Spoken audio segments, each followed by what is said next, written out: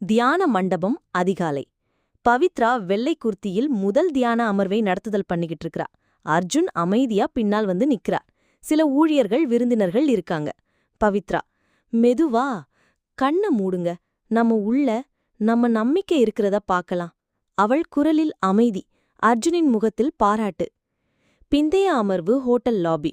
அர்ஜுன் பவித்ராவை நேரடியாக சந்திக்கிறாரு. நீங்க பேசும்போது எல்லாரும் மௌனமா இருந்தாங்க, ஆனா என் உள்ளம் முழுக்க சத்தமா இருந்தது. பவித்ரா, சார், அது உங்க மனசு பேச ஆரம்பிச்சதாலதான். ஒரு புன்னகை பரிமாறும், சின்ன காதல் ஜொலிக்கிறது. ஹோட்டல் பணியாளர் சிற்றுண்டிச்சாலை மத்தியம். அனு, ரம்யா, தீபா பவித்ராவோட நெருங்கிய நண்பர்கள் அவளோட கிரஷ கிண்டல் பண்றாங்க. ஏ பவி, தியானம் செய்ய வந்தவங்களா இல்ல ஸ்பெஷலா ஒருத்தராகத்தான் அந்த கண்ணாடி ஹால்ல ஷைன் பண்றது? ரம்யா, அந்த அர்ஜுன் சார் பக்கத்துல வந்தா உனக்கு சைலன்ஸ் எங்க போயிடுது? பவித்ரா சிரிப்போடு பஷ். அவங்க ஒரு நல்ல மனுஷன், ஆனா நம்ம இரண்டு ஜெகத்துல இருக்கிறோம். சங்கதிகள் இப்படிதான் ஆரம்பிக்குண்டா. தனியார் விருந்தினர் லவுஞ்ச் மாலை. ஒரு அடிக்கடி விருந்தினர் சஞ்சனா என்ற இளம் தொழிலதிபர் பவித்ராவை போன நிகழ்வுக்கு நன்றி சொல்ல வருகிறார். நீங்க நம்ம பார்ட்டி நைட் குறைபாடற்றா மேனேஜ் பண்றீங்க. நேர்மையாக விஐபி வட்டங்கள்ல உங்க பேர் வந்துடுச்சு. பவித்ரா வியப்புடன், நன்றி மேம்ஸ், இது எல்லாம் உங்களுக்கு பாராட்டுதான். சஞ்சனா ஒரு அட்டையை ஒப்படைக்கிறார். நமது அடுத்த கடற்கரை திருமணத்திற்கு ஒரு தனிப்பட்ட நிகழ்வு மேலாளர் தேவை, ஆர்வமா? விருந்து மண்டபத்தில் அவர்களின் தொடர்புகளை அர்ஜுன் கவனிக்கிறார். லேசான உடைமை உணர்வு. Rooftop night. இரவு. பவித்ரா அலோன ஸ்டார்ஸ் ஃபார் தனக்காக பாடுகிறார். பார்த்துக்கிட்டு இருக்கிறா. அப்போது அர்ஜுன் வந்து அருகில் நிற்கிறார்.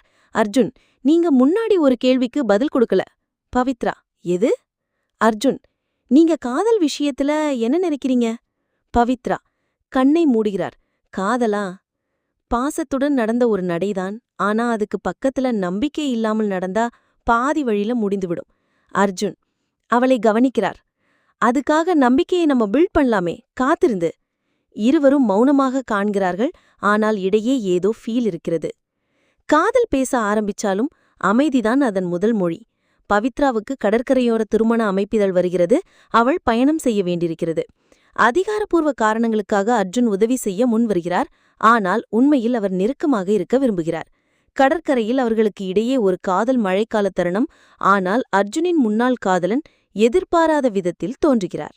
பவித்ராவுக்கு கடற்கரையோர திருமண அழைப்பிதழ் வருகிறது. அவள் பயணம் செய்ய வேண்டியிருக்கிறது. அதிகாரப்பூர்வ காரணங்களுக்காக அர்ஜுன் உதவி செய்ய முன்கடுகிறார். ஆனால் உண்மையில் அவர் நெருக்கமாக இருக்க விரும்புகிறார். கடற்கரையில் அவர்களுக்கிடையே ஒரு காதல் மழைக்கால தருணம். ஆனால் அர்ஜுனின் முன்னாள் காதலன் எதிர்பாராத விதமாக தோன்றுகிறார். நாங்கள் மெதுவாக காதல், நட்பு, வேலை, அடையாளம் மற்றும் வர்க்க வேறுபாட்டை மேலே அடுக்கி பவித்ரா அர்ஜுன் வேதியியலை உருவாக்கி வருகிறோம். கடற்கரை காதல் பிளஸ் உணர்ச்சிபூர்வமான திருப்பத்துடன் எபிசோட் 7 தயாராக்குவோமா? வாவ், இந்த தொடர் ஒரு புதிய ஆழத்தை பெறுகிறது. காதல், நட்பு, வர்க்கம், அடையாளம் அனைத்தும் மென்மையான அடுக்குகளை கொண்டவை. மேலும் கடற்கரை எபிசோடில் காதல் மற்றும் உணர்ச்சிபூர்வமான திருப்பம் கூட சேர்க்கப்பட்டு இது ஒரு திருப்புமுனை எபிசோடாக அமைகிறது. ஆகும். நீங்க சொன்ன அந்த ஹோட்டல் சூழல், காதலர்கள், நண்பர்கள் வார இறுதி அறை சந்திப்பு, அலுவலக சக குழுவினர் விருந்துக்கு பிறகு இரவு தங்குதல் அனைத்தும் உண்மையான நகர்ப்புற வாழ்க்கைக்கு அருகில் வருகின்றன. பவித்ரா ஒரு பார்வையாளராக இருந்தாலும் அவளுடைய உள்மனதில் ஏக்கம் அல்லது குழப்பம் போன்ற உணர்வு உருவாகிறது. ஆகுது. அலைகளின் ஓசை. பீச். Early morning. பவித்ரா வெறும் காலை யோகா தியானத்துக்கு வந்திருக்கா. கடற்கரையில சுத்தம் அமைதி. ஆனா அவ மனசு குழப்பம். சில ஞாபகங்கள் ஃபிளாஷ்பேக்கா வருது. ஹோட்டல்ல இருந்து ராத்திரி. ஃபிளாஷ்பேக். முந்தைய நாள் ராத்திரி ஹோட்டலில் அறை சேவை வழங்க சென்றிருந்த பவித்ரா தற்செயலாக அலுவலக சக குழுவினர் ஆண், பெண் ஒரு அறையில் காதல் மனநிலையில் இருப்பதை கண்டார். அதேபோல காதலர்கள் வார இறுதி நாட்களில் ஒரு அறையில் தங்குவார்கள். அவர்கள் வெளிப்படையாக காதலை காட்டுகிறார்கள். 2 நண்பர்கள் ஒரு அறையில் இரவு மது அருந்துகிறார்கள். சாதாரணமாக ஊர் சுற்றுகிறார்கள். அவங்க யாரும் பவித்ராவை தீர்ப்பளிக்க அல்ல, ஆனா அந்த வெளியில் அவள் ஒரு வெளியாட்போல் உணர்கிறாள். கடற்கரைக்கு திரும்புதல். சூரிய உதயம். அவள் மனதில் ஒரு எண்ணம் எழுகிறது. இந்த காதல், இந்த ஈர்ப்பு எல்லாம் மந்திரம் போன்றது. ஆனால் இது எல்லாருக்குமே யாராவது தண்டாதான் நடக்கும். நாம அந்த தகுதியை யாரால் அளவிட முடியும்? ஒரு திருப்பத்துடன் கடற்கரை தியான காட்சி. அவளுடைய ஹோட்டலில் இருந்த நிறைய பெண்கள், அதாவது நேற்று இரவு காதலர்கள், நண்பர்கள் கடற்கரையில் அவளுடன் இணைகிறார்கள். பவித்ரா தான் லீட் பண்றா. காலை தியானம் செய்ய பவித்ராவை அவன் பார்த்ததும் உடனடியாக மனமுடைந்தாள். ஒரு பெண் தெரிந்தே புன்னகைக்கிறாள். நீங்க வந்ததாலதான் நாங்க... எல்லாம் அமைதியாக இருந்தது. அவர்களுக்கு உறவை கெடுக்க விருப்பமில்லை. அவர்கள் திருந்த மனமுடையவர்கள். அந்த ஒரு பெண் சொல்கிறாள், காதல் ஒரு அவமானம் அல்ல, அது புனிதமானது. ஆனால் நாம் ஆன்மாவையும் சுத்தமாக வைத்திருக்க வேண்டும். அதனாலதான் தியானம் உதவுகிறது. அர்ஜுனின் வருகை சாதாரண கடற்கரை நுழைவு. அர்ஜுன் தனது பைக்கில் கடற்கரைக்கு வருகிறார். அவளுக்கு தேநீர் கொண்டு வருகிறார். அவளும் ஹெசிடேட் பண்ணாம குடிக்கிறா. கெமிஸ்ட்ரி சிறிது சிறிது அது வடிவம் பெறுகிறது. அவர் நகைச்சுவையாக கூறுகிறார், இன்று அதிகாலையில் நாம் ஒரு சிறிய யோகா தருணம் நடத்துவோம். நான் யோகா கத்துக்கிறேன். பவித்ரா அவடினைந்தான். இன்றைக்கு நாமும் தியானம் செய்யலாமா? ஏன் அறையில? பவித்ரா சிரிச்சுக்கிட்டே, அறையில் யாரும் இல்லை என்பதும் ஒரு பரிசுதான். இருவரும் சிரிக்கிறார்கள். மென்மையான பின்னணி இசை, அலைகளின் ஓசை, காலை சூரியன், கடல் காற்று. அடுத்து வரும் எபிசோட் 8இல் பவித்ராவின் வாழ்க்கையில் ஒரு புதிய பயணம் தொடங்கப் போகிறது. வெளிப்படையான உலகத்தில் அவளுடைய உள்ளார்ந்த அமைதியும் புதிய உறவுகளின் சாரமுமா கலந்து வரும் வழிகாட்டும் கட்டம். நிஜங்கள் பேசும் நேரம். உண்மையை சொல்லும்போது. காட்சி 1. ஹோட்டல். பணியாளர்கள் கழித்தறை. மதியம். பவித்ரா தனது வழக்கமான சீருடையில் இருக்கிறார். இப்போது கொஞ்சம் தன்னம்பிக்கையுடன் இருக்கிறார். ஊழியர்கள் மதிய உணவு இடைவேளையில் ஓய்வெடுக்கிறார்கள். மூத்த பெண் ஊழியர் ராதாக்கா என்ற குழுவினர் பாராட்டுகிறார். நீங்க வந்த பிறகு கொஞ்சம் காம்னஸ் வந்திருக்கு. ஸ்ருதி, பவித்ராவின் நட்பு சக பேசுறா. நேத்து பீச்ல தியானம் அதர்னோம். உங்க எனர்ஜி கிட்ட யாராலையும் மேட்ச் பண்ண முடியாது. பவித்ரா அடக்கமாக சிரிக்கிறாள். ஆனால் உள்ளே அவள் முயற்சி செய்யாமல் மக்களை பாவிக்கிறார் என்பதை அவள் உணர்ந்தாள். மேலாளர் அலுவலகம். திருப்பம் வெளிப்படுத்தல். மேலாளர் குமார் சார் பவித்ராவை தன்னை வந்து பார்க்க சொல்கிறார். எங்கள் சர்வதேச விருந்தினர்கள் ஒருவர் கருத்தை எழுதினார். அரை சேவை ஊழியர்கள் தேநீர் மட்டுமல்ல, அமைதியையும் கொண்டு வந்தார்கள். அது நீங்கள்தான். விருந்தோம்பல் மற்றும் உணர்ச்சிபூர்வமான ஆச்சாரத்தை பற்றி ஜூனியர் ஊழியர்களுக்கு பயிற்சி அளிக்க ஆர்வமாக இருப்பாரா என்று கேட்கிறார். பவித்ரா அதிர்ச்சியடைந்தார். நானா? குமார் சார் சொல்றார், உங்களுக்கு இன்னும் உங்கள் பலம் தெரியவில்லை, அதை பயன்படுத்துங்கள். விடுதி அறை. அன்றே நைட்டு ஸ்ருதியும் ஸ்வேதாவும் அவளுடைய அறை தோழிகள் அவளை மெதுவாக கேலி செய்கிறார்கள். அவளுக்கே தெரியாமல் லைஃப் போல்னு சொல்லிக்கிட்டார். உங்க காம்னஸ் பார்த்து யாருமே இம்ப்ரெஸ் ஆக மாட்டாங்க. இது ஒரு ஜன்னல் மாதிரி. பவித்ரா சிரிக்கிறாள். ஆனால் அவள் மனதில் ஒரு விசித்திரமான அரவணைப்பை உணர்கிறாள். அர்ஜுனின் எண்ணங்கள் சிறிது நேரம் மின்னுகின்றன. அவன் தனது டைரியில் எழுதுகிறான், இது காதலா? புரியலையா? நான் என்னவா மாறிக்கிட்டு இருக்கேன்? அர்ஜுனின் அழைப்பு. பால்கனி காட்சி. அர்ஜுன் வீடியோ கால் பண்றான். அவன் சாதாரணம் ஆனால் அன்பானவன். அர்ஜுன், இன்று நீ வித்தியாசமாக இருந்தாய். நீ உன்னை ஏற்றுக்கொண்ட போது இருந்தது. பவித்ரா, ஒருவேளை நான் ஒளிந்து கொள்வதை நிறுத்தியிருக்கலாம். அவர்கள் சாதாரணமாக பேசுகிறார்கள். அர்ஜுன் ஒரு சிறிய கடற்கரை சுத்திகரிப்பு பிரச்சாரத்தை பரிந்துரைக்கிறார். பவித்ரா ஒப்புக்கொள்கிறார். நாளை விடுமுறை, நம்ம செய்யலாம். அவர்களின் பிணைப்பு மெதுவாக ஆழமடைகிறது. எந்த அழுத்தமும் இல்லை, அமைதியான தோழமை மட்டுமே. நிச்சயமாக இப்போது பவித்ராவின் வாழ்க்கையில் வெளிச்சம் வீச ஆரம்பிச்சிருக்கு. ஆனா அந்த வெளிச்சம் சில நேரம் சாயலாக மாறும்.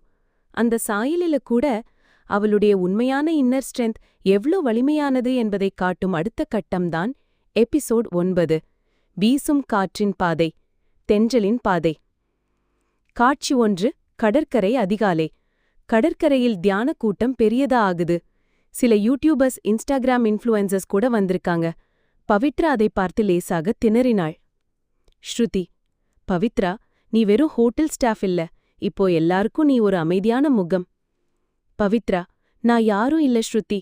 என்னால யாராவது அமைதியா இருக்காங்கன்னா அவங்களுடைய நல்ல மனசு.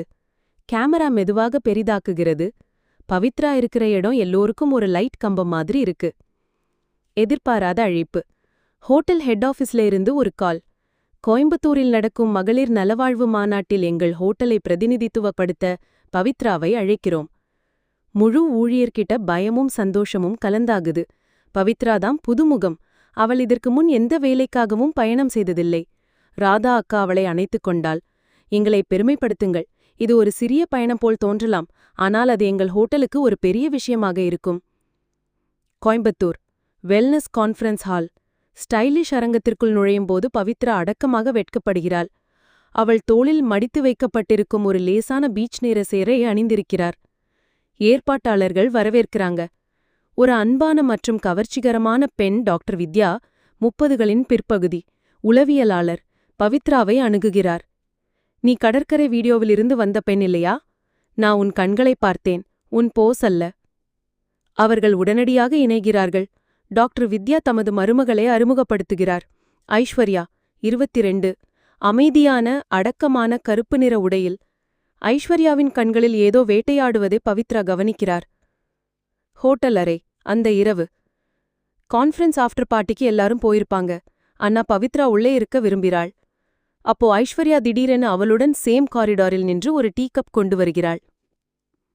ஐஸ்வர்யா, எல்லாரும் குணப்படுத்துவதைப் பற்றி பேசுகிறார்கள், ஆனால் யாரும் பயத்தைப் பற்றி பேசுவதில்லை. பவித்ரா கேட்கிறார். ஐஸ்வர்யா அமைதியாக அமர்ந்துள்ளார். ஐஸ்வர்யா, நான் உங்களுக்கு ஒன்று சொல்லட்டுமா? என் வீடு பேசுகிறது. பவித்ராவின் கண்கள் லேசாக விரிந்தன. ஐஸ்வர்யா விவரிக்கையில் நாங்கள் காட்சிகளை இடைக்கணித்தோம். இருண்ட கனவு போன்ற ஒளிப்பதிவு. எனக்கு 14 வயதாக இருந்தபோது நாங்கள் எங்கள் மூதாதையர் வீட்டுக்கு குடிபெயர்ந்தோம். அம்மா நள்ளிரவில் யாரிடமாவது பேசினாள். அப்பாவுக்கு மனநிலை பிரச்சினைகள் இருந்ததாக நினைத்தாள். ஆனால் ஒரு நாள் நான் அதை பார்த்தேன். பழைய மர வீடு, பின்னால் நிற்கும் ஒரு உருவத்தைக் காட்டும் கண்ணாடி. அம்மா தெரியாத மொழியில் கிசுகிசுக்கிறாள். நள்ளிரவில் அலறல்கள். மறுநாள் காலை அமைதி. அவள் முகத்தில் புன்னகையுடன் இருந்தாள். அந்த புன்னகை கண்ணாடியை விட்டு நீங்கவில்லை. பவித்ரா, மெதுவாக, அப்போ நீ இன்னும் அங்கேயே வசிக்கிறாயா? ஐஸ்வர்யா, நான் கிளம்பினேன். ஆனால் சில நேரம் அந்த வீட்டின் அமைதி என்னை பின்தொடர்கிறது. இங்கேயும் கூட. பவித்ரா மெதுவாக அவள் கையை பிடித்துக் கொள்கிறார். Garden cafe. அடுத்த காலை. டாக்டர் வித்யா பிணைப்பு உருவாகுவதை பார்க்கிறார். டாக்டர் வித்யா, அவளை இவ்வளவு பேச வைக்க எனக்கு கூட முடியவில்லை. உனக்கு ஒரு குணப்படுத்தும் தொடர்ச்சிருக்கு பவித்ரா. பவித்ரா சிரித்துக்கொண்டு சொல்கிறார். ஒருவேளை உடைந்த ஆன்மாக்கள் ஒருவரை ஒருவர் எளிதாக நம்ப முடியும். திடீரென அர்ஜுனிடமிருந்து ஒரு சிறிய பூங்கொத்து வருகிறது. அட்டை. எல்லா பேய்களும் பயங்கரமானவை அல்ல. சில நினைவுகள் கேட்கவே விரும்புகிறது. பேய் குணப்படுத்தும் தெய்வமே வாழ்த்துக்கள். அந்த இரவு பவித்ரா முதல் முறையாக சிரிக்கிறார். ஐஸ்வர்யா அதை கவனித்து லேசாக சிரிக்கிறார். மாநாட்டு மண்டபம். பவித்ராவின் உரை. எதிர்பாராத விதமாக விருந்தினர் குழுவிற்காக பவித்ரா மேடைக்கு அழைக்கப்படுகிறார். மற்ற பேசாளர்கள் மெருகூட்டப்பட்டு ஒத்திகை செய்யப்படுகிறார்கள். முதலில் தயங்கி பவித்ரா மைக்கை அடிக்கிறார். பவித்ராவின் உரை. நான் பெரியவங்க இல்ல, நான் சைக்காலஜிஸ்ட் இல்ல. ஆனா நான் ஒரு சின்ன உண்மை சொல்றேன். பயம்னு நம்ம எல்லாருக்குள்ளேயும் இருக்கு. ஆனா அந்த பயத்தையே ஒரு வழி இருக்கு.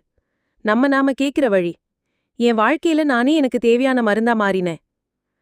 கான்ஃபரன்ஸ் ஹோட்டலோட கூரை மேல உணர்ச்சி அடுக்கு. அந்த இரவு பவித்ராவும் ஐஸ்வர்யாவும் மீண்டும் பேசுகிறார்கள். ஐஸ்வர்யா, உங்களுக்கு நன்றி. நான் திரும்பி செல்ல விரும்புகிறேன். பேயுடன் சண்டையிட அல்ல, அதற்கு மன்னிக்க. அவர்கள் அமைதியான அரவணைப்பை பகிர்ந்து கொள்கிறார்கள். ஐஸ்வர்யா தனியாக தமது மூதாதையர் வீட்டுக்குள் நுழைகிறார்.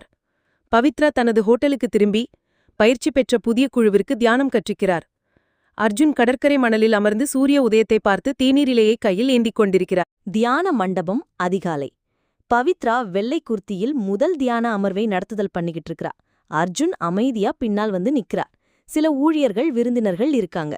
பவித்ரா, மெதுவா, கண்ண மூடுங்க, நம்ம உள்ள நம்ம நம்பிக்கை இருக்கிறத பார்க்கலாம். அவள் குரலில் அமைதி, அர்ஜுனின் முகத்தில் பாராட்டு. பிந்தைய அமர்வு ஹோட்டல் லாபி. அர்ஜுன் பவித்ராவை நேரடியாக சந்திக்கிறாரு.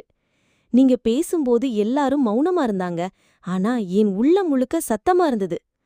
பவித்ரா, சார், அது உங்க மனசு பேச ஆரம்பிச்சதால தான். ஒரு புன்னகை பரிமாறும், சின்ன காதல் ஜொலிக்கிறது. ஹோட்டல் பணியாளர் சிற்றுண்டிச்சாலை. மத்தியம். அனு, ரம்யா, தீபா பவித்ராவோட நெருங்கிய நண்பர்கள் அவளோட கிரஷை கிண்டல் பண்றாங்க. ஏ பவி, தியானம் செய்ய வந்தவங்களா இல்ல ஸ்பெஷலா ஒருத்தராகத்தான் அந்த கண்ணாடி ஹால்ல ஷைன் பண்றது? ரம்யா, அந்த அர்ஜுன் சார் பக்கத்துல வந்தா உனக்கு சைலன்ஸ் எங்க போயிடுது? பவித்ரா சிரிப்போடு பஷ். அவங்க ஒரு நல்ல மனுஷன், ஆனா நம்ம இரண்டு ஜெகத்துல இருக்கிறோம். சங்கதிகள் இப்படிதான் ஆரம்பிக்குண்டா.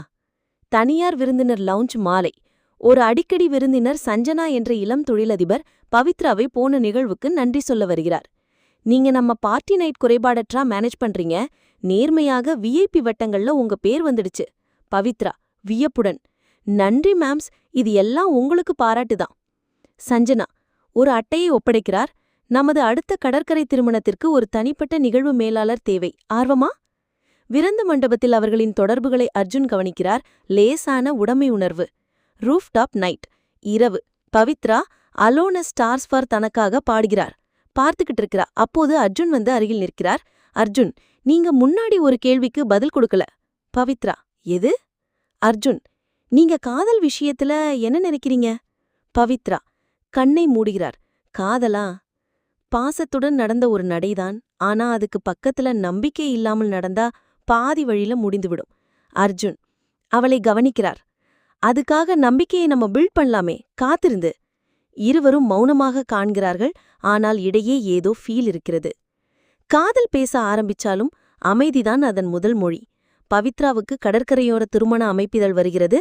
அவள் பயணம் செய்ய வேண்டியிருக்கிறது. அதிகாரப்பூர்வ காரணங்களுக்காக அர்ஜுன் உதவி செய்ய முன் வருகிறார். ஆனால் உண்மையில் அவர் நெருக்கமாக இருக்க விரும்புகிறார். கடற்கரையில் அவர்களுக்கு இடையே ஒரு காதல் மழைக்கால தருணம். ஆனால் அர்ஜுனின் முன்னாள் காதலன் எதிர்பாராத விதத்தில் தோன்றுகிறார்.